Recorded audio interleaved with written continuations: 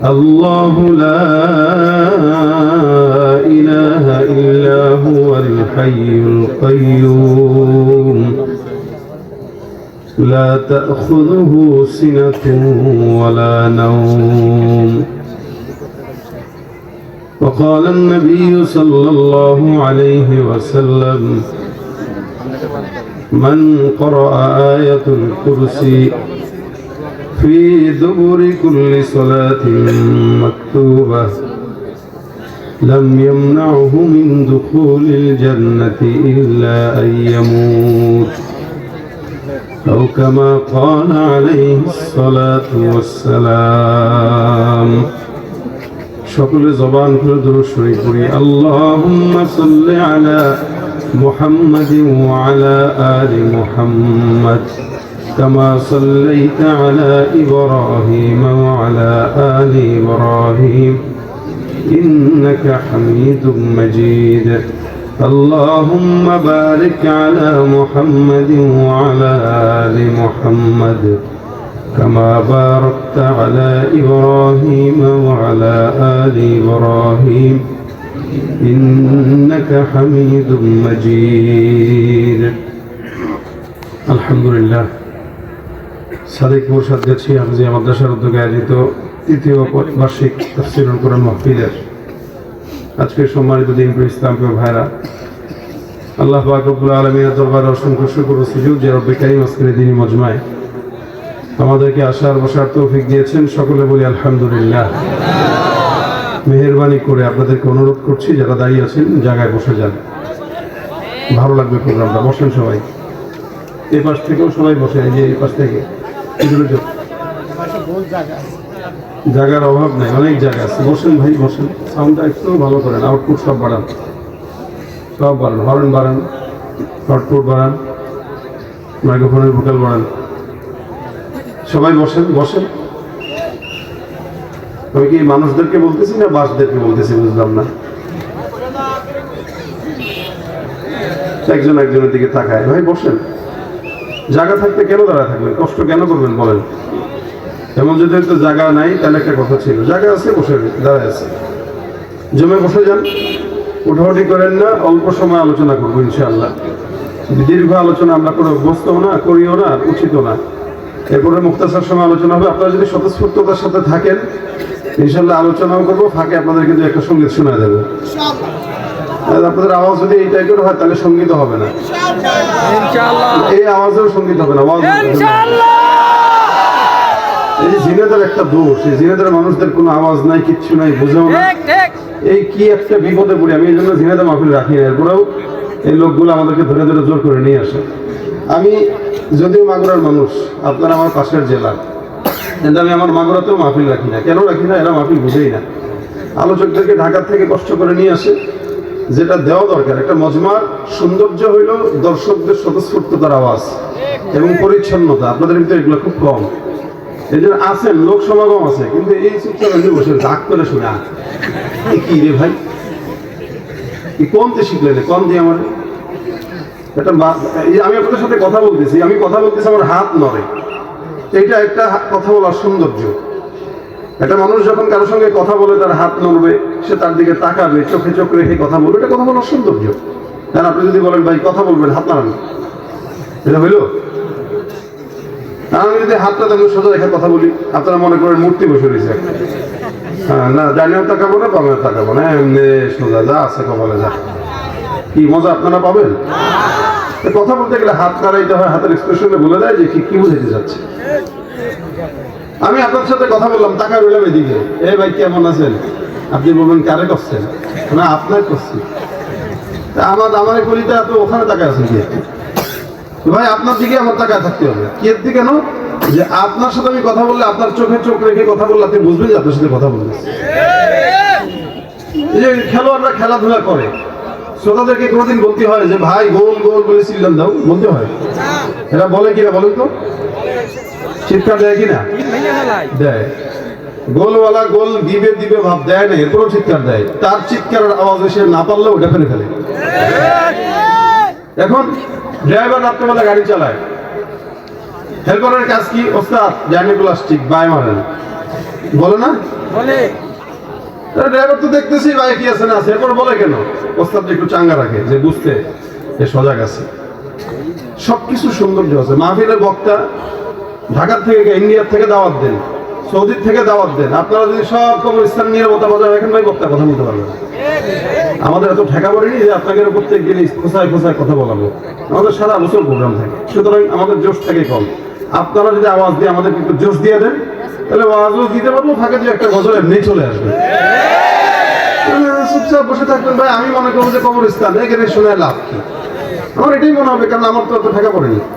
আপনারা যদি মনে করেন আওয়াজটা আওয়াজ দেন, আলোচনাও করবো, ফাঁকে দিয়ে একটা গজল শোনাবো। আওয়াজটা কেমন দিবেন একটু বলে ফেলেন তো। লিল্লাহে তাকবীর। আওয়াজের থেকে যদি একটু কমছে, এখান থেকে মোবাইল ঠিক কেমন লাগবে? মাথা বন্ধ কিপটার দল কোথায় যাচ্ছে? আরো জোরে বলতে হবে লিল্লাহে তাকবীর, নারে তাকবীর। আল কোরআনের আলো দিলে দিলে জালো, সংসদে জালো, পাড়ায় পাড়ায় জালো, ঘরে ঘরে জালো, নারে তাকবীর। আসবে বিজয় রক্ত আর জীবনের বিনিময়। কথা বলেন ঠিক কিনা? ভয় পাইলে বিজয় আসে না। হাদির মতো বুক টান করে দাঁড়িয়ে যারা কথা বলে তাদের মাধ্যমে বিজয় অর্জন হয়। বাংলাদেশে এক হাদি বিদায় হয়েছে তো কি হচ্ছে? আরো লক্ষ হাদি দেশে জন্মগ্রহণ করবে। আসবে বিজয় রক্ত আর জীবনের বিনিময়। বিপ্লব মানে জীবন দেয়া বসে থাকা নয়, সে কোনদিন আসবে না রে করো যদি ভয়। লড়াইয়ের ওই ময়দানেতে যেতে তোমাকে হবে, প্রয়োজনে সব রক্তটুকু জমিনেই ঢেলে দেবে। ওই ময়দানেতে যেতে তোমাকে হবে, প্রয়োজনে সব রক্তটুকু জমিনেই ঢেলে দেবে। তবুও তোমায় লড়তেই হবে, মানবে না পরাজয়। তবুও তোমায় লড়তেই হবে, মানবে না পরাজয়। বিপ্লব মানে জীবন দেয়া বসে থাকা নয়, সে কোনদিন আসবে না রে, সে কোনদিন আসবে না রে, সে কোনদিন আসবে না রে। ধর্মকে আজ পুঁজি করিয়া গাল ভরা বলি দিয়ে, কত যে সুফি খুশিতে মাতাল হাদিয়া তোহফা পেয়ে। ধর্মকে আজ পুঁজি করিয়া গাল ভরা বলি দিয়ে, কত যে সুফি খুশিতে মাতাল হাদিয়া তোহফা পেয়ে। ভণ্ডামির ওই শিকড় তুলে সত্যের আনো জয়, ভণ্ডামির ওই শিকড় তুলে সত্যের আনো জয়। বিপ্লব মানে জীবন দেয়া, সে কোনদিন আসবে না রে করো যদি ভয়। বিপ্লব মানে জীবন দেয়া বসে থাকা নয়, সে কোনদিন আসবে না রে করো যদি ভয়। ঠিক কিনা? ভয় হবে কার জন্য? আল্লাহ আমাদের হৃদয়ে আল্লাহর ভয় ঢুকায় দেন। আল্লাহ পাক রব্বুল আলামিন আমাদেরকে তার গোলামির জন্যই পাঠাইছেন, অন্য কারণ না। কিন্তু সামনে অনেক মানুষকেই দেখবেন গোপনে গোপনে একজন আরেকজনের গোলামি করতেছে, গোপনে গোপনে একজন আরেকজনের কাছে বিক্রি হয়ে যাচ্ছে, টাকা দিয়ে বিক্রি হয়ে যাবে। এজন্য টাকা দিলেই গরু ছাগল পাওয়া যাইলেও ইমানদারের ইমান পাওয়া যায় না। টাকা দিয়ে নমিনেশন কিনা যায়, ঠিক না? ইমান কিনা, হাদির ইমান কিনতে পারে না এই টাকা দিয়ে, এই কারণে গুলি করছে। যদি কিনতে পারতো তাহলে গুলি করতো না। যাদেরকে কিনতে পারে না তাদেরকে শহীদ করে। এরা মনে করছে এরা মরে গেছে, কিন্তু আল্লাহ কয় বাল আহিয়া, এ তো জীবিত বেটা, তুই মরবি কিন্তু এ জীবিত, কারণ আল্লাহ রাস্তায় জীবন দিয়েছে। ভাইরা আমার, এই জন্য আল্লাহ পাকের গোলামি করার জন্য চেষ্টা করবেন। আল্লাহ পাক আমাকে সহ আপনাদের সবাইকে টাকার বিনিময়ে বিক্রি না হওয়ার তৌফিক দেন। আল্লাহর জান্নাতের বিনিময়ে আমাদের জান আর মালকে আল্লাহ কিনে ফেলেছেন, এটা তো একবার বিক্রি হয়েই গেছে, আর কেন করবো? কয়বার করবো? এক জিনিস একবার বিক্রি করা যায়, বারবার বিক্রি করা যায় নেই। এই জান আর মাল আল্লাহকে দিয়ে দিছি, আল্লাহ জান্নাতের ওয়াদা দিয়ে দিয়েছেন, সুতরাং দ্বিতীয় কারো কাছে 100 টাকার সিরানোর বা 1 কাপ চায়ের বিনিময়ে বিক্রি হবে না। আল্লাহ আমাদের এই ঈমান দান করুন, বলেন আমিন। আমি আপনাদের সামনে একটি পরিচিত আয়াতের অংশ বিশেষ তেলাওয়াত করেছি। ওটার উপরেই কিছু কথা আপনাদের সামনে আলোচ করবো ইনশাআল্লাহ। ভাইয়ের আমার, আল্লাহ পাক রব্বুল আলামিন কোরআনে 114টি সূরা নাযিল করেছেন, দিয়েছেন। 30 পারা 114 সূরা। এই গোটা কোরআনের ভিতরে আল্লাহ পাক রব্বুল আলামিন যে কোনো একটা সূরাকে দামি বানিয়েছেন, অথবা কোনো একটা আয়াতকে দামি বানিয়েছেন, এক এক সূরাকে এক এক ভাবে ফজিলতপূর্ণ করেছেন। আমি যে আয়াতটা তেলাওয়াত করেছি, এই আয়াতের নাম কি কেউ বলতে পারবেন? মাশাআল্লাহ, মনে আছে আপনাদের? আয়াতুল কুরসি। আয়াতুল কুরসি, এই আয়াতটা আল্লাহর কাছে অনেক দামি এবং অনেক ফজিলতপূর্ণ। এটার আলোচনাই করব। যদি বুঝে থাকেন তাহলে আপনারা নিয়ত করবেন যে এই আয়াতের আমলটা আমরা আমৃত্যু করব ইনশাআল্লাহ। আল্লাহ তৌফিক দান করুন, আমৃত্যু করব ইনশাআল্লাহ। নবী করিম সাল্লাল্লাহু আলাইহি ওয়াসাল্লামের এক সাহাবী নাম উবাই ইবনে কাব রাদিয়াল্লাহু তাআলা আনহু। ওনার একবার নবী করিম সাল্লাল্লাহু আলাইহি ওয়াসাল্লাম প্রশ্ন করলেন, হে উবাই ইবনে কাব, বলো তো দুনিয়া আল্লাহ পাক যে কোরআন নাযিল করেছেন, এই কোরআনের শুরু থেকে শেষ পর্যন্ত তোমার ইলম কি বলে? কোন আয়াতটা আল্লাহর কাছে সবচেয়ে বেশি ফজিলতপূর্ণ একটু বলো। সাহাবা কিরামদের আদব ছিল, নবী করিম সাল্লাল্লাহু আলাইহি ওয়াসাল্লাম কোনো প্রশ্ন করলে তারা ওইটার জবাব দিতেন না, পারলেও বলতেন কি, আল্লাহ আল্লাহর রাসূল ভালো জানে। এটা আদব। এখন তো মাহফিলে আমরা আলোচনা করি, আমাদের পাশে অনেক সময় ঘুষখোর, সুদখোর, দুর্নীতিবাজ, দাড়ি নাই, নামাজ পড়ে না, এলাকার ভিতরে মারামারি হানাহানি করে বেড়ায়। এরাও আমাদেরকে এমনি নামাজ পড়ে না, অমনে করে না। ওরা আমাদেরকে জ্ঞান দেয়। জানলেও আলারাও রাসূলের সামনে চুপ থাকতেন, কারণ নবী বেশি জানে। আর সেখানে আমাদের দেশের মূর্খরা আলেমদেরকে বলে এমনে না এমনে। কিয়ামতের আলামত। রাসূল সাল্লাল্লাহু আলাইহি ওয়াসাল্লাম বলতেছেন, তুমি বলো। আল্লাহর হাবিব সাল্লাল্লাহু আলাইহি ওয়াসাল্লামের কথায় উবাই ইবনে কাব বলেন, আল্লাহু আ'লামু ওয়া রাসূলুহু। হুজুর, আল্লাহর রাসূল ভালো জানে। রাসূল বলেন, হ্যাঁ আমরা তো জানি, তো তোমার ইলম কি বলে এটা আমি একটু দেখতেছি, তো তুমি বলো তো।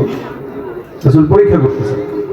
উবাই ইবনে কাব বলেন, হুজুর আপনি যদি আমার ইলম যাচাই করতে চান, তাহলে আমার এই দুর্বল ইলমে আমার যতটুকু মনে হয়, কোরআনের সূরা ফাতিহা থেকে নিয়ে নাস পর্যন্ত যত আয়াত আছে, সব আয়াতের ভিতরে আমার দিল বলে আয়াতুল কুরসিটা সবচেয়ে বেশি দামি আল্লাহর কাছে। এটা আবু উবাই ইবনে কাব তার দিলের কি বললেন, মতামত প্রকাশ করলেন, আমার মনে হয় এটা বেশি দামি। রাসূল করিম সাল্লাল্লাহু আলাইহি ওয়াসাল্লাম উবাই ইবনে কাবের বুকে একটা থাপড় দিলেন, যে বলেন, শাবাশ, তোর ইলমে আল্লাহ বরকত দেখ, তুই যেটা বলছিস এটাই 100% সত্য। সুবহানাল্লাহ। তারপর উবাই ইবনে কাবের সত্যতা স্বীকারোক্তি দিচ্ছেন কে? রাসূল সাল্লাল্লাহু আলাইহি ওয়াসাল্লাম। এটা গেল এক নম্বর ফজিলত। এবার আসেন 2 নম্বর ফজিলত কি? আল্লাহ রাসূল সাল্লাল্লাহু আলাইহি ওয়াসাল্লাম বলেন, কোরআনে, গোটা কোরআনের যত সূরা আছে, সব সূরার ভিতরে একটা চূড়া আছে। চূড়া মানে উঁচু জায়গা যেটা। নবী বলেন, কোরআনের চূড়া হইল সূরাতুল বাকারা। কি? সূরা বাকারা হচ্ছে কোরআনের সর্বোচ্চ চূড়া। আর এই সূরাতুল বাকারার সর্বোচ্চ চূড়া হইল আয়াতুল কুরসি। সুবহানাল্লাহ। জবান খুলে বলেন, আবার বলেন সুবহানাল্লাহ, আবার বলেন সুবহানাল্লাহ। প্রত্যেকজনের জান্নাতে একটা ফলের গাছ লেগে গেছে। ইন্না ফিল জান্নাতি লাশাজারা। রাসূল বলেন, যে একবার সুবহানাল্লাহ পড়বে জান্নাতে একটা ফলের গাছ লাগাই দিবে। এত বড় ফলের গাছ, একটা দ্রুতগামী ঘোড়া 100 বছর বা 500 বছর লাগাতার দৌড়ালে গাছের গোড়াও শেষ করতে পারবে না। এজন্য যতক্ষণ থাকবেন সুবহানাল্লাহ, আলহামদুলিল্লাহ জবান খুলে খুলে বলবেন। শীত কই চলে যাবে? বলবেন, শীত দোস্ত আজকে তুই শ্বশুর বাড়িতে যা। ঠিক আছে? আওয়াজ দিয়া মাঠ গরম রাখতে হবে, শরীর গরম রাখতে হবে। পারবেন? আল্লাহ তৌফিক দান করুক, আমিন। সূরাতুল বাকারা সর্বোচ্চ চূড়া। আর সূরাতুল বাকারার সর্বোচ্চ চূড়া কি? আয়াতুল কুরসি। এলো 2 নম্বর। নবী করিম সাল্লাল্লাহু আলাইহি ওয়াসাল্লাম অন্য হাদিসে আয়াতুল কুরসিকে ইসমে আযম বলেছেন। অর্থাৎ এটা পড়বা, এটা ইসমে আযমের মতো কাজ করবে, যা বলবা তাই কবুল করে নেবে। যে বিপদে পড়বা বিপদ উদ্ধার করে দিবে।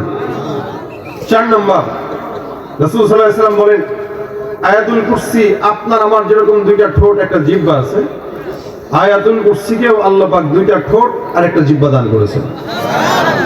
চিন্তা করা যায়, আমরা আমাদের জিহ্বা দিয়ে মাওলার জিকির করি, ঠোঁট দিয়ে আল্লাহ পাকের গুণগান গাই, এই জিহ্বা ঠোঁট নাড়ায় নাড়ায়। রাসূল বলেন আয়াতুল কুরসির দুইটা ঠোঁট একটা জিহ্বা আছে, যেটা দিয়ে আল্লাহ পাকের আরশের কাছে বসে বসে আয়াতুল কুরসি আল্লাহর জিকির আদায় করে।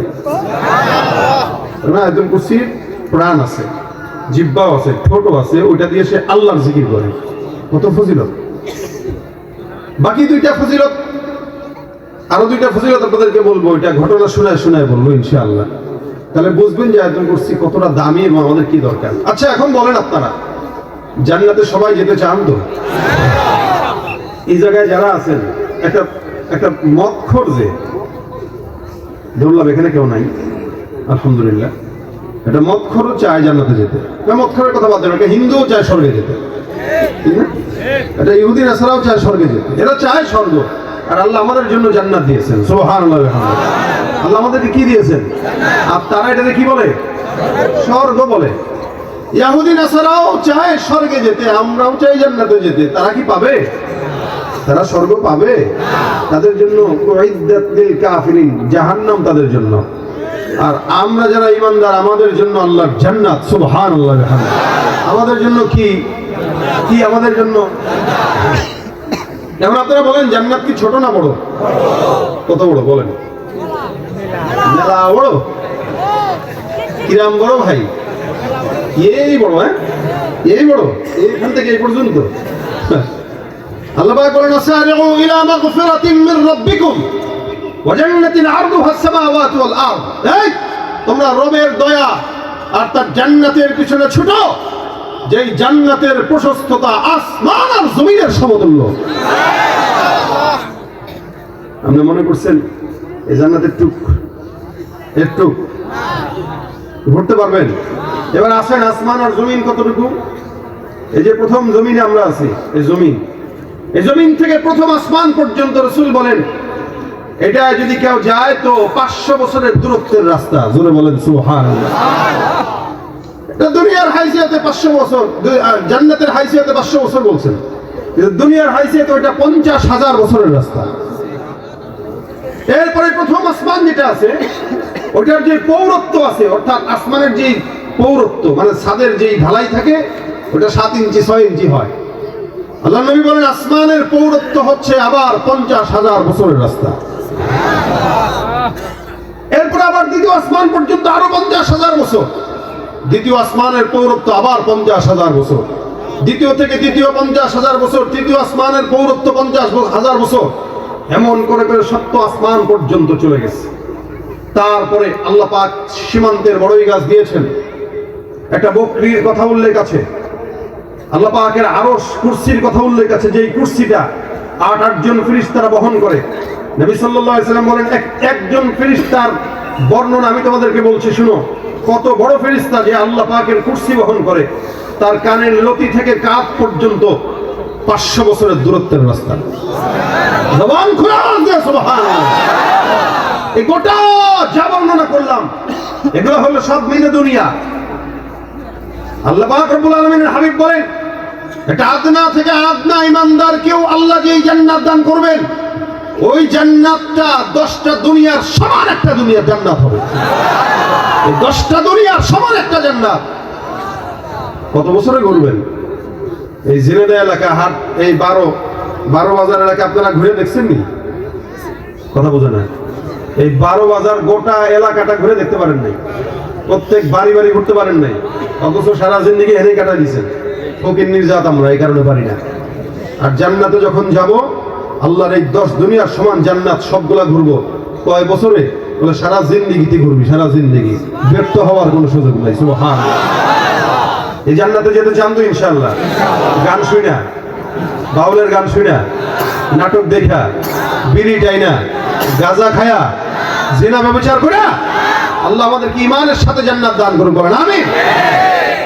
ভাইরা আমার, আল্লাহ নবী বলেন কেউ যদি জান্নাতে যেতে চায়, ওই ব্যক্তিটা খালি একটা আমল করবে। রাসূল বলেন মান ক্বারা আয়াতুল কুরসি ফি দুবুরি কুল্লি সালাতিন মাকতুবাহ লাম ইয়ামনাহু মিন দুখুলিল জান্নাতি ইল্লা আইয়ামুত।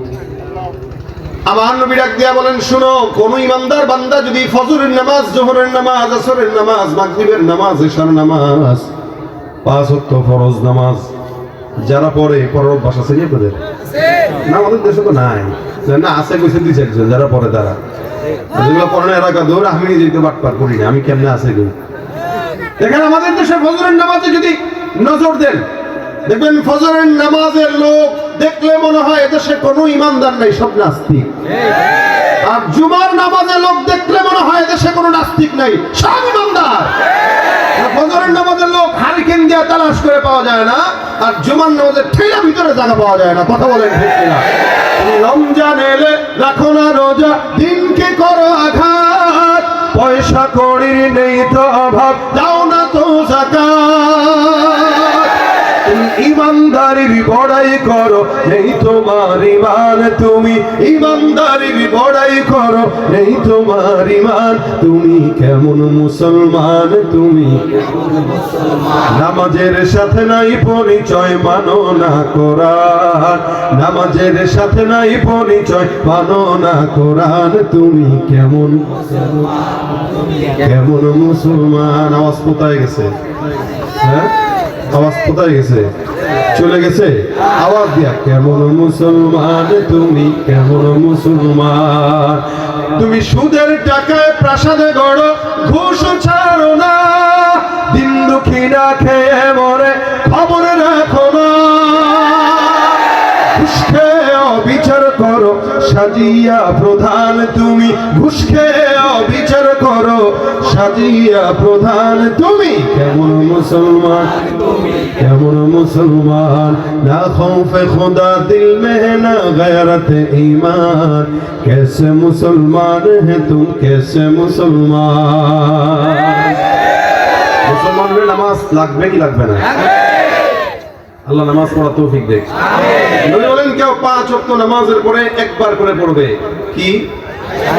আবার বলেন, পারেন? যারা পারেন তারা পড়বেন, যারা পারেন না তারা শিখবেন ইনশাআল্লাহ।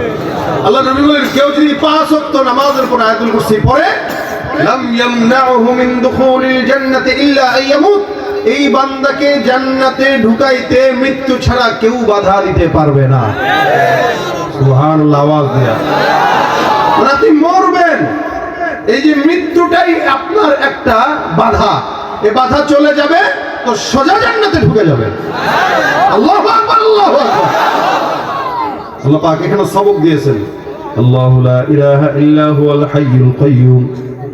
শুরুতেই আল্লাহ বলছেন, এই আল্লাহ এমন একজন যিনি ছাড়া কোনো ইলাহ নাই, যিনি ছাড়া কোনো রব নাই। আল্লাহ নাম কি? নাম কি? ভগবান, সৃষ্টিকর্তা। অনেকে বলে না সৃষ্টিকর্তা আমাদেরকে বানিয়েছেন। একটু টিভি চ্যানেলে গেলেই না অনেকে আল্লাহ বাদ দিয়ে সৃষ্টিকর্তা লাগায়, তার মানে আল্লাহ রে মানে না, সৃষ্টিকর্তা মানে। ভাই সৃষ্টিকর্তা, এই যে মাইক বানাইছে এও সৃষ্টিকর্তা, একটা জিনিস সৃষ্টি করছে। সবকিছুর তর্জমা করবেন না। বাবা বাবাই, মা মাই, মা বাবার কোনো তর্জমা হয় না। আপনি বাসায় যে আজকে আব্বারে বলেন, ওই জন্মদাতা, কে বাপ জন্ম দিচ্ছেন আপনারা? আপনি কি বাবারে জন্মদাতা বলবেন? আমি বুঝাইতে বললাম না আপনাদেরকে, বাবারে জন্মদাতা বলবেন?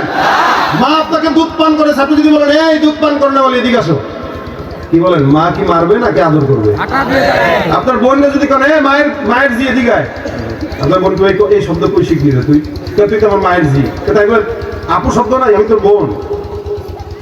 সব জিনিসের তর্জমা হয় না। আল্লাহ আল্লাহ, আল্লাহর কোনো তর্জমা হয় না। কেন বললাম? ভগবানের, ভগবান আর ওই সৃষ্টিকর্তা এগুলা বলা হচ্ছে ইহুদি নাসারা খ্রিস্টানেরা। এই জন্য ভগবানের ভ বাদ দিলে গবান হয়। কি হয়? গবান হয়। কোন অর্থ আছে? নাই। সৃষ্টিকর্তার শ্রী বাদ দিবেন, যেগুলো হয় এগুলোর কোনো অর্থ নাই। কিন্তু আসেন, আমাদের রবের নাম কি? আল্লাহ। আল্লাহর আলিফ যদি বাদ দেন, আল্লাহর আলিফ যদি বাদ দেন, তাও আল্লাহ পাক রব্বুল আলামিনকে আল্লাহই বলা চলে। আলিফ বাদ দিলে লিল্লাহ, লিল্লাহ মা ফিস সামাওয়াতি ওয়া মা ফিল আরদ, যা আছে আসমান আর জমিন সব কার জন্য? আল্লাহর জন্য। এবার আসেন, আল্লাহর আত বাদ দিলেন, তাও আল্লাহ হইল।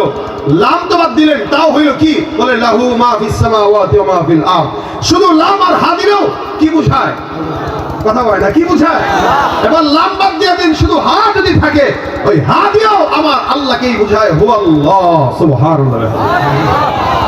তাহলে আল্লাহর আবাদ দিলেও আল্লাহ, লাম্বাদ দিলেও আল্লাহ, আরেক লাম্বাদ দিলেও আল্লাহ, শুধু হা থাকলেও, এজন্য সবকিছুর তর্জমা হয় না। আল্লাহ বলেছেন আল্লাহ একজন, লা ইলাহা ইল্লাহু, লা ইলাহা ইল্লাহু, একজন ছাড়া আর কেউ নাই।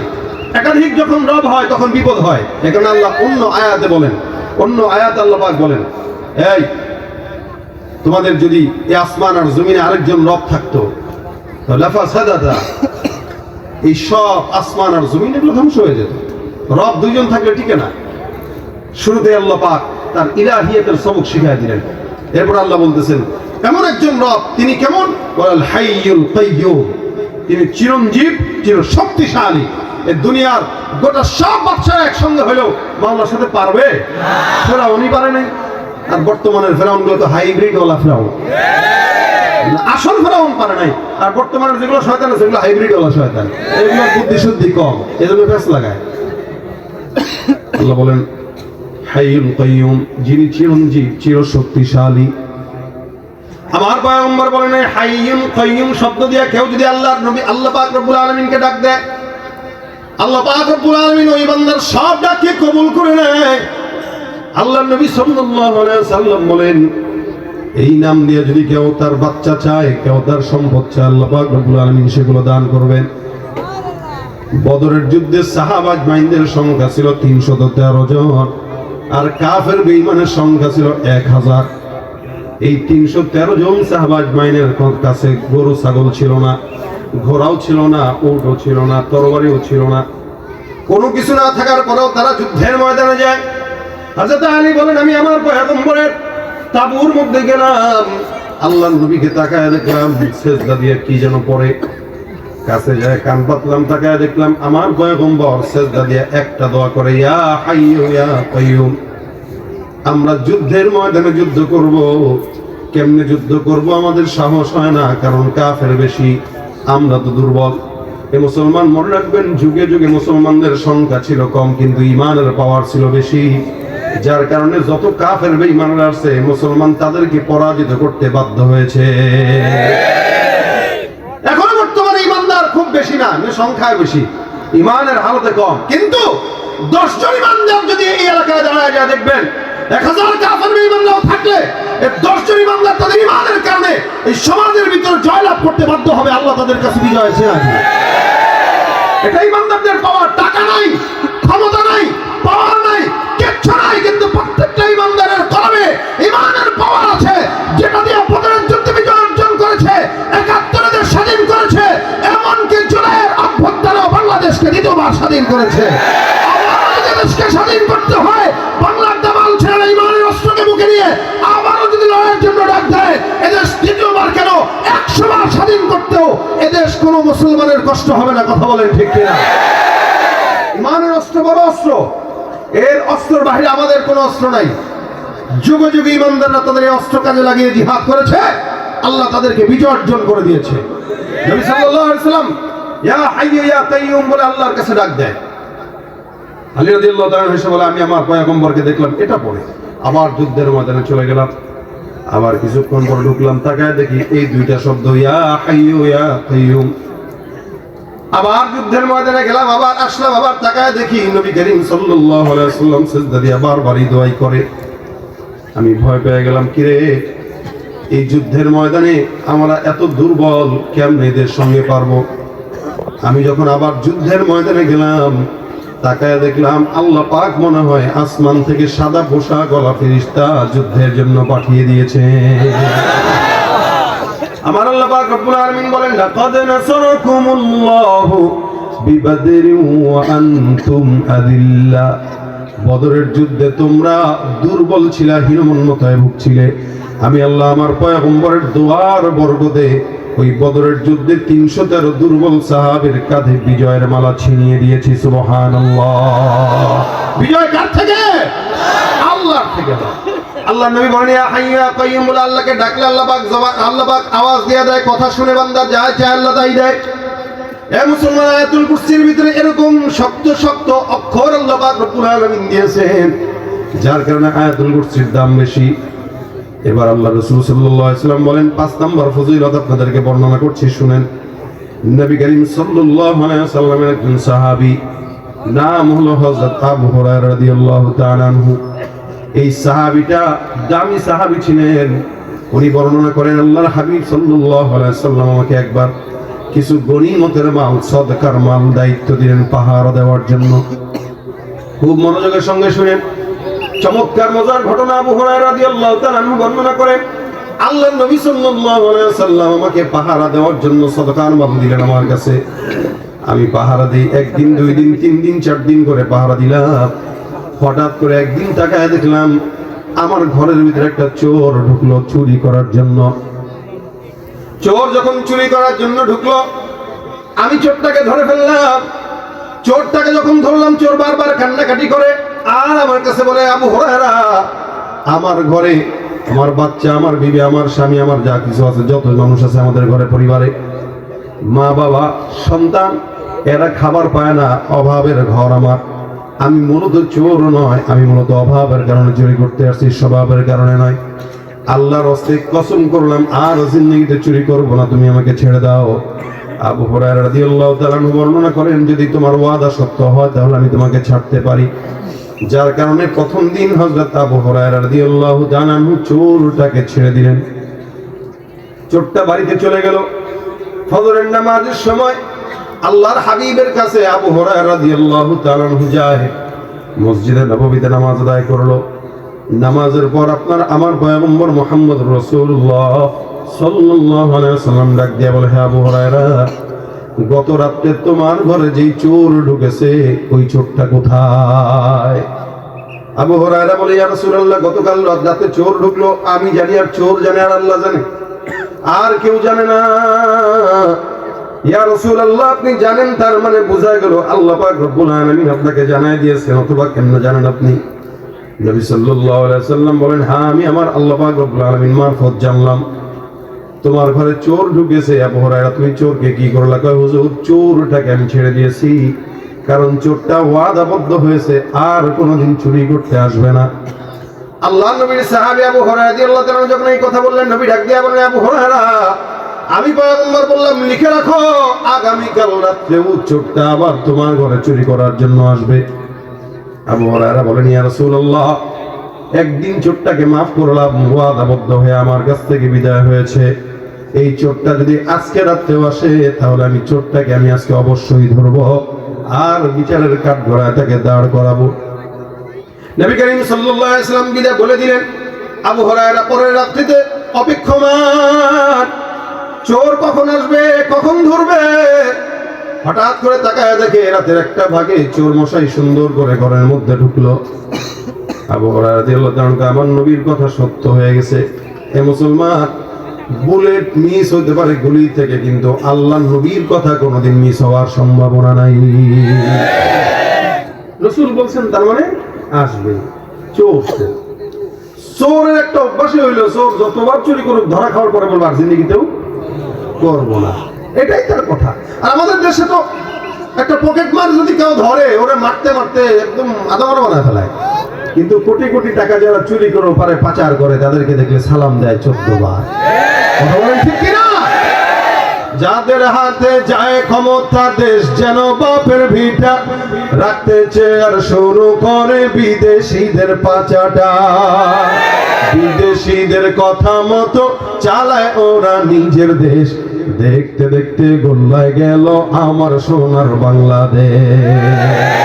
কেউ দিল না, সবাই নিল, আমরা যে কলুর বলদ, সারা বছর নেয় না খবর, নির্বাচনে খুব দরদ। কেউ দিল না, সবাই নিল, আমরা যে কলুর বলদ, সারা বছর নেয় না খবর, নির্বাচনে খুব দরদ। নির্বাচনের আগে তারা ধরে কত রকম বেশ, দেখতে দেখতে গোল্লায় গেল আমার সোনার বাংলাদেশ। ভাই, ছোট চোরকে ধরার আগে বড় চোর ধরা দরকার। বড় চোর একটার যদি বিচার হতো, ছোট চোরগুলা বড় হওয়ার সুযোগ পেত না। ইসলামের চুরির বিধান আছে কিনা? কি বলেন তো? সবাই তো জানেন ভাই, সবাই জানেন, কিন্তু ওই যে কিছু মানি কিছু মানি না, কিছু মানি কিছু মানি না। আল্লাহ পাক কোরআনে বলেছেন মুমিনরা বলে যে কিছু মানি কিছু মানি না। কিছু দল আছে যারা বলে কোরআনের কিছু অংশ মানি কিছু অংশ মানি না, মানে যেটা আমার পক্ষের ওটা ঠিক আছে, যেটা বিপক্ষের ভাই এটা ঠিক নেই। যদি এদেশে ইসলামী আইন থাকতো আর হাত কাটার বিধান থাকতো, যত মানুষ চুরি করেছে বা করবে প্রত্যেকের হাত কাটা হতো, আর রাস্তায় আল্লাহ নবীজির নাম বলে ভিক্ষা করা লাগতো। কিন্তু আফসোস এদেশে ইসলামী আইন নাই, যার কারণে হাত কাটা হয় না। একটার হাত কাটলে বাকি 10টা ঠিক হয়ে যেত। একটা জেনাকারী ধর্ষককে শাস্তি দিলে সবগুলো সোজা হয়ে যেত। ভাই আমার, এই কারণে ইসলামী আইনের বিকল্প কিছু নাই। আমরা দোয়া করি আগামী বাংলাদেশ ইসলামের বাংলাদেশ হোক। তাহলে আবু হুরায়রা রাদিয়াল্লাহু তাআলা চোরকে দ্বিতীয় দিন ধরলেন। ধরার পরে চোর বলতেছে, ভাই আমার গত রাত্রে ভুল হয়ে গেছিল, কিছু তো পাইলাম না, ভাবছিলাম আজকে রাত্রে আসি, কিছু যদি পাই নিয়ে যাই, এ কারণে আজকে রাত্রে একটু ব্যর্থ চেষ্টা করলাম। তুমি যে ধরে ফেলবে এটা আমি বুঝি।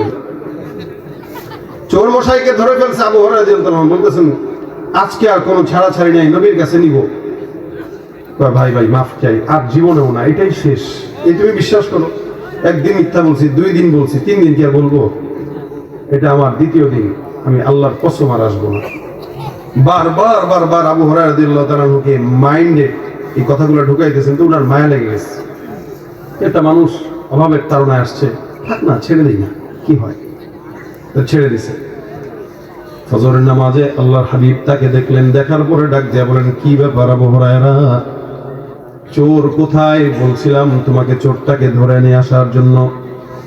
আবু হুরায়রা রাদিয়াল্লাহু তাআলা বলেন, ইয়া রাসূলুল্লাহ, গত রাতেও চোর যখন আসলো বারবার এমন এমন কথা বললো, যার কারণে আমার মায়া লেগে গেছে। আমি তাকে ছেড়ে দিলাম। পয়গম্বর ডাক দেয়া বলে, মায়া লাগার কোনো দরকার নেই, আবার আসবে কালকে। কবে আসবে? হুজুর বলেন কি আসবে? আবু হুরায়রা রাদিয়াল্লাহু তাআলা বলেন, হুজুর 2 দিন ছাড়লাম, আজকে যদি আসে লাঠি দিয়া পিটাবো অথবা রশি দিয়া বাঁধবো, আপনার কাছে নিয়ে আসবো, যত বিচার করা দরকার আপনি রাসূলুল্লাহ বিচার করে দিবেন। উম্মতের বিচার যদি উলামায়ে কেরাম আর আলেম ওলামাদের কাছে থাকতো, তাহলে ইনশাআল্লাহ আল্লাহর রহমতে এই সমাজে কোনো অন্যায় বিচার আল্লাহ পাক রব্বুল আলামিনের জমিনে থাকতো না। রাসূলের কাছে বিচার ব্যবস্থা, এই কারণে চোর ভয় পাইতেছে যে নবীর কাছে নিলে তো হাত থাকবে না, নবীর কাছে নিবে আল্লাহ কয় কি। আল্লাহ নবী বললেন, আগামী কাল আবার চোর মশাই আসবে। আবু হুরায়রা রাদিয়াল্লাহু তাআলা বলেন, ইয়া রাসূলুল্লাহ, যদি আগামী কাল আসে চোরকে অবশ্যই ধরবো, আপনার কাছে নিয়ে আসবো, বিচার আপনি করবেন। রাতের বেলা তাহাজ্জুদ দিলেন, নামাজে দাঁড়ায় গেলেন, নামাজ কালাম পড়তেছেন, হঠাৎ করে তাকায় দেখে চোর মশাই হাজির। আল্লাহ নবীর সাহাবী আবু হুরায়রা কয়, আল্লাহ রাসূলের কথা সত্য, এই পয়গম্বরের কথা সত্য অনুযায়ী চোরটা আবার হাজির হয়ে গেছে। পিছন থেকে রশি দিয়া সুন্দর করে তারা ধরে বেঁধে ফেলছেন। বেঁধে দরজার কিনারায় বসায় দেয়া, চুপচাপ বসে থাকবি, কোনো জবান নাড়াবি না, তুই জবান নাড়াইলেই তোর আজকে মার দিব। এতদিন জবান নাড়ায় নাড়ায় কেমন কেমন যেন কথা কয়, কান্না করে, মাফ করে দেয়। আজকে কোনো কথাই বলা নিষেধ, চুপ থাকবি, জবান খুললে তো মায়া লেগে যায়, জন্য কোনো কথা বলা যাবে না। চোর মশাই চুপচাপ বসে রইছে। হঠাৎ করে চোর মশাই আবু হুরায়রাকে ডাক দিয়ে বলেন, হে সাহাবী আবু হুরায়রা, আমি তোমাকে একটা জিনিস বলবো, তুমি কি শুনবা? আবু হুরায়রা বলেন, কি বলবি? তোর না বলছি কথা বলিস না, কারণ এটা তোমার জন্য উপকারী। আমার উপকারী মানে তোমার আমি একটা জিনিস শিখাইতে চাই, দামি জিনিস, কোরআনের একটা আয়াতের আমল। সুবহানাল্লাহ। আবু হুরায়রাকে চোর মশাই বলতেছেন, আবু হুরায়রা, কোরআনের একটা আমল শোনাবো, তোমাকে শিখাবো, যেটা তুমি পারো না আমি জানি নিশ্চিত। আবু হুরায়রার মতো একজন সাহাবীকে চোর বলতেছে, তুমি এটা পারো না আমি নিশ্চিত জানি, তোমাকে শিখাবো। তার মানে বোঝা গেল চোরটা শিক্ষিত শয়তান, ঠিক কিনা জোরে কও। পীরগিরি আর মাজার পূজা চলছে দেশটা জুড়িয়া, শিরকি আর ভণ্ডামিতে দেশটা গেছে ভরিয়া। গাজার কলকি টান মারিয়া, গাজার কলকি টান মারিয়া দেখায় খাজার শান, ওরা শিক্ষিত শয়তান, ওরা শিক্ষিত শয়তান, ওরা শিক্ষিত শয়তান, ঠিক কিনা? শিক্ষাঙ্গনের দিকে ভাইরে দেখো না চোখ মেলিয়া, ছাত্ররা সব বই ছাড়িয়া থাকে শুধু প্রেম লইয়া। অস্ত্র সে তো সঙ্গের সাথী, অস্ত্র সে তো সঙ্গের সাথী, হইতে মস্তান ওরা শিক্ষিত শয়তান, ওরা শিক্ষিত শয়তান, ওরা শিক্ষিত শয়তান। ঠিক কিনা? শিক্ষা থাকলেই হয় না, কিছু মানুষ শিক্ষিত হয়েও চোর হয়, আছে না? এ অধিকাংশ মানুষই। আগে মানুষ শিক্ষা অর্জন করতো মানুষ হওয়ার জন্য, এখন শিক্ষা অর্জন করে বাটপার হওয়ার জন্য। এই জন্যই এই প্রতিষ্ঠান মাদ্রাসার শিক্ষা দরকার বেশি বেশি, ঠিক না? ডাক্তার হোক, ইঞ্জিনিয়ার হোক, আগে দিন শিখুক, তাহলে ডাক্তার হইলেও কষাই হবে না, জবাই করবে না আপনার, গেলেই খালি টেস্ট। জ্বরের জন্য তো আলট্রাসাউন্ড করো, ওই ধান্দাবাজিতে সপ্তাহে 2 বার যাবেন, 2 বারই টেস্ট দেবে। যদি কেন এত টেস্ট কে, তুমি কি বেশি বুঝো না আমি বেশি বুঝি, এক কথায় শেষ। ইঞ্জিনিয়ার যদি হয় আর যদি কোরআনের এলেম থাকে, তাহলে এই রাস্তাঘাটে দেখেন না, রোড ফাঁদি করবো ভাঙে, আপনাকে জেনারেলি যে আল্লাহ বরকতময় হোক, এই শরীর ব্যথা হয়ে গেছে এই রোডে আসতে যায়, দেরি হয়েছে তো এই রোডের বরকতে, আমার দোষে না, আপনাদের রোডের বরকত। এই যে রোড গুলা করছে যখন, তখন রড দেয় নাই, বাস দিছে, বাস না। 1 কোটি টাকা থাকে, 60 লক্ষ টাকা মনে করেন নিজের পকেটে, আব্বার টাকা মনে করে খায়, আর 40 লাখ আপনার মতো আমার মতো বড়দের জন্য বরাদ্দ রাখে, যার কারণে কদিন পর পর এই সমস্ত বরকতময় পুকুরে সাঁতার কাটা লাগে, ঠিক না? তাহলে ভাই যেটা বলছিলাম, শিক্ষিত মানুষ আগে হয়তো মানুষ হওয়ার জন্য, এখন শিক্ষিত হয় যত বড় শিক্ষিত তত বড় বাটপার, যত বড় শিক্ষিত তত বড় চোর।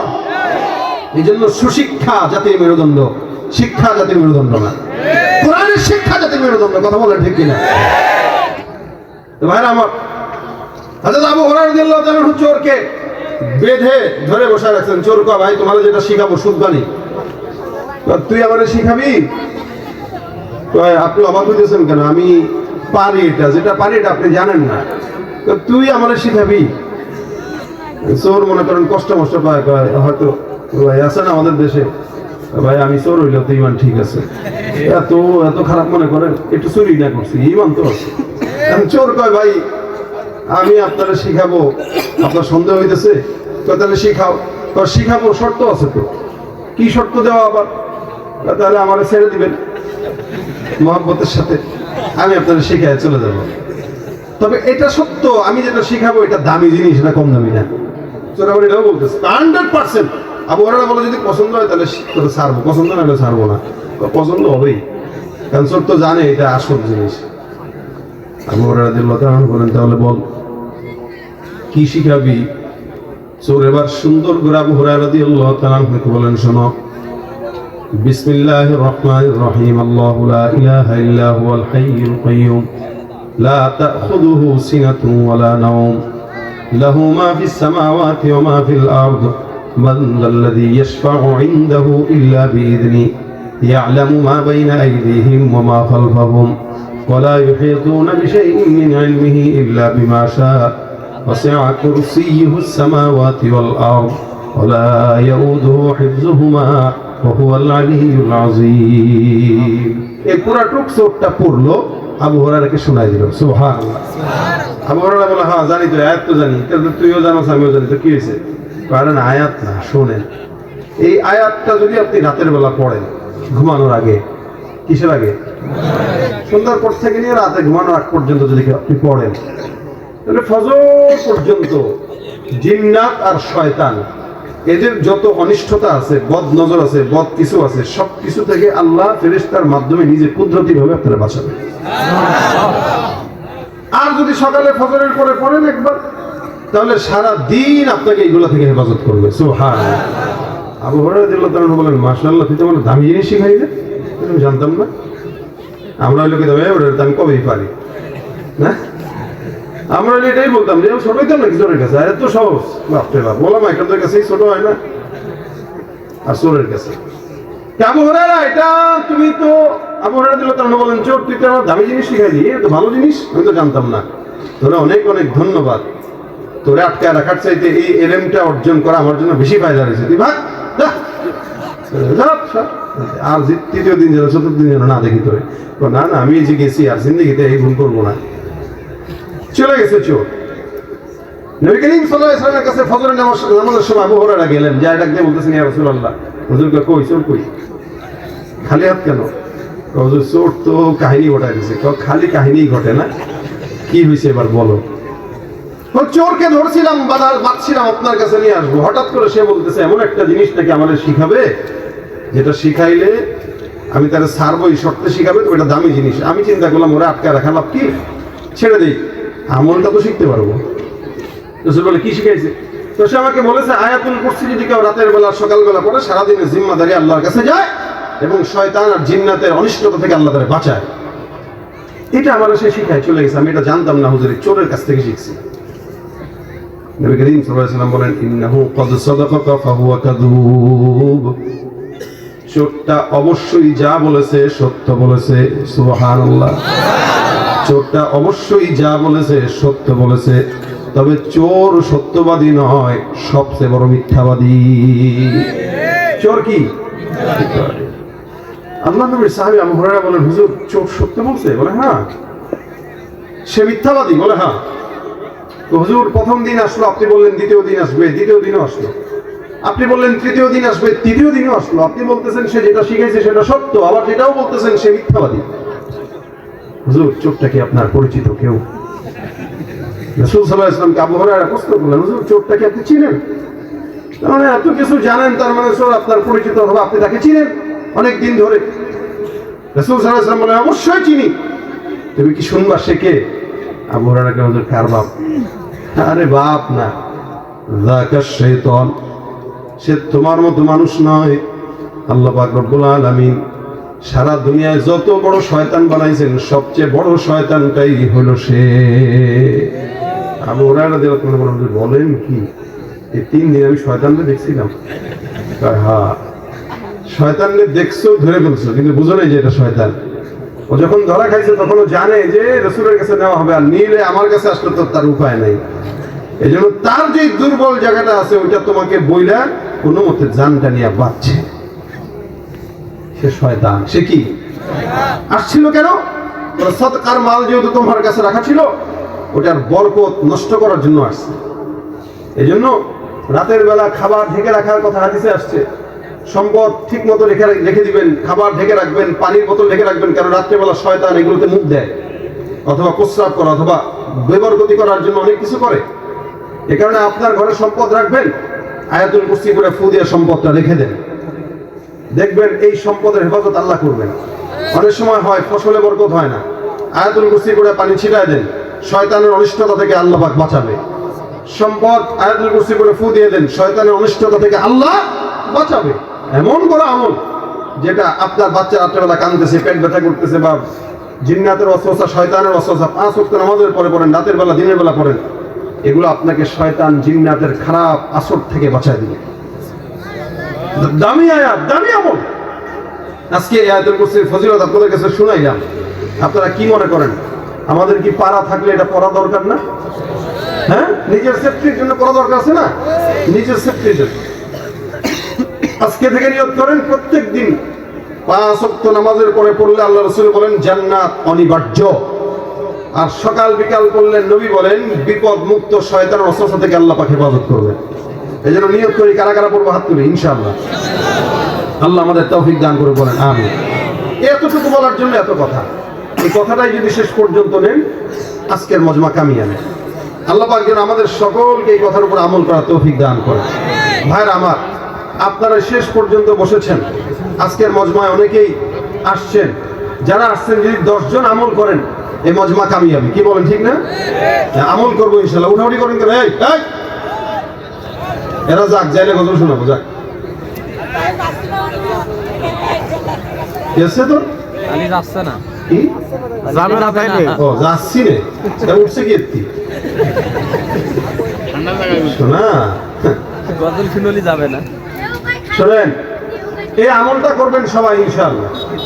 আয়াতুল কুরসির যে আমলের কথা বললাম, এটা আমার জন্য, আপনাদের জন্য, সবার জন্য জরুরি। আল্লাহ পাক করার তৌফিক দান করুক। এক সময় মাহফিলে মানুষ মোনাজাতের সময় আসতো যে হুজুর কখন দোয়া করবে তখন যাব, আর এখন দোয়া করার আগে ভাগে। এই জন্য তো জীবনের বরকত নষ্ট হয়ে গেছে। একসময় আমরা মোনাজাত করতাম, আমরাও কানতাম, পাবলিকও কানতো, আর এখন কানমু কি আমিনই কয় না, মানে হের জীবনে কোনো দোয়া দরকার নেই, এই কারণে হায়াতে বরকত নেই, তো জীবনে বরকত নেই, সুস্থতায় বরকত নেই, কারণ দোয়া সে প্রয়োজন মনেই করে না। অথচ আল্লাহ নবী বলছেন আর দোয়া ও মুখল ইবাদা, এটা ইবাদতের মূল, অথচ এটা তার দরকার নেই। মাহফিলের বয়ান শুনলো 1.5 ঘন্টা 2 ঘন্টা, মাগরিব থেকে এশা পর্যন্ত, এশার পর থেকে রাত 11টা 11:30 পর্যন্ত বসতে পারছে, 5টা মিনিট দোয়া ধরবে, শয়তান কয় দোস্ত আবু হুরায়রার সামনে যে শয়তান ছিল, ও কি শয়তান, আমি বড় শয়তান, তুই উঠ, ওঠ যা, উঠায় নিয়ে চলে যায় বাসায়, মোনাজাতটাও ধরায় না। এই জন্য মোনাজাত ধরে যান, যাওয়ার আগে একটা গজল হবে নাকি বাদ দিয়ে দেই? কি শুনবেন বলেন? আমার সাথে গাবেন? যারা গজল পছন্দ করে তাদের জন্য অনেকে আমাদেরকে মেসেজ দেয় যে আমরা গজল চর্চা করি, ইসলামী সংস্কৃতি চর্চা করি, কিন্তু আমরা গাইতে পারি না। গাইতে পারি না কেন? যে আমাদের কাছে লিরিক নাই, লেখা নাই, এই কারণে। তো তাদের জন্য গজলের বইও গাড়িতে আছে। যারা সংস্কৃতি চর্চা করেন তারা চর্চা করবেন যেন বাউলরা আমাদের দেশে সুযোগ না পায়, ঠিক না? আমরা এগুলো চর্চা বাদ দিয়ে দিলে বাউলরা সুযোগ পাবে, এটা সাধারণ জিনিস না। কবি হাসান বিন সাবিত রাদিয়াল্লাহু তাআলা আনহুর উত্তরসূরিদের কাজ, উনিও কবিতা আর এই গজলের চর্চা করতেন।